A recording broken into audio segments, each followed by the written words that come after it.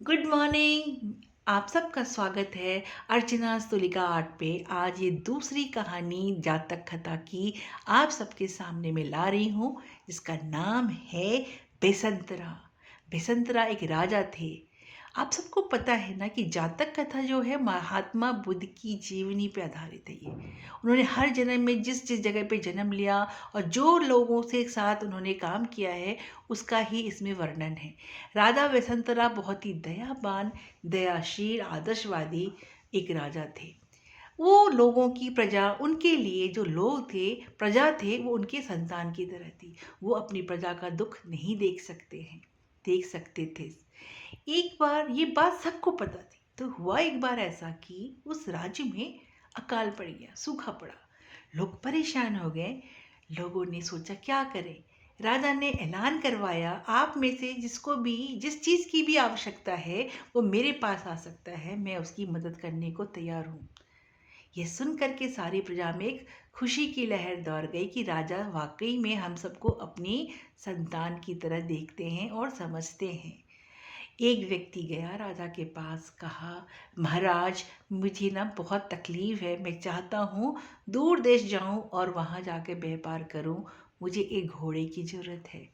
राजा बिसंतरा ने अपने लोगों से कहा कि इन्हें फौरन हमारे अस्तबल में जो सबसे अच्छा घोड़ा है वो ला करके दे दो।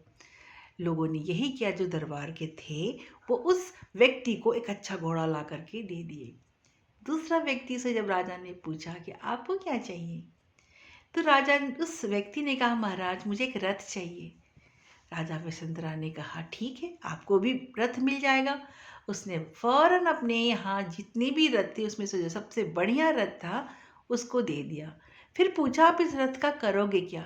तो महाराज, मैं व्यापार करना चाहता हूँ, एक जगह से दूसरी जगह जाना चाहता हूँ, तो मुझे तकलीफ होती है सामान लाने ले जाने में। तो कहीं ये रथ मिल जाएगा आपसे तो मुझे ये आसानी हो जाएगा आने जाने में। राजा ने कहा, बहुत अच्छी सोच है, आप जरूर व्यापार कीजिए। तीसरा व्यक्ति को जब राजा ने पूछा कि आपको क्या चाहिए, तो उस व्यक्ति ने कहा, महाराज, आपने जो अनमोल रत्न धारण कर रखा है वो चाहिए। राजा ने फौरन अपने गले से वो माला निकाल करके उस व्यक्ति को दे दिया। सब बड़े खुश होकर के अपने घर चले गए और अपने काम में लग गए। लेकिन एक बात उस राजा के दरबारी ने कहा राजा को कि महाराज, सभी लोग बात कर रहे हैं कि इससे क्या होगा, 3 लोगों की मैं अगर राजा ने मदद कर दी, बाकियों का क्या होगा? राजा ने जब सुना तो सच में लगा, मेरे लिए तो सब बराबर है।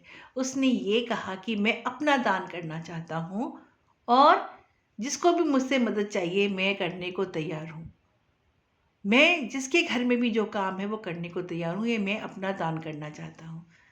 ये सुन कर के जो देवता थे, ईश्वर थे, उनसे रहा नहीं गया। उन्होंने उस राज्य में बहुत ज़्यादा बारिश करवा दी और सूखा जो था वो हरियाली में बदल गया।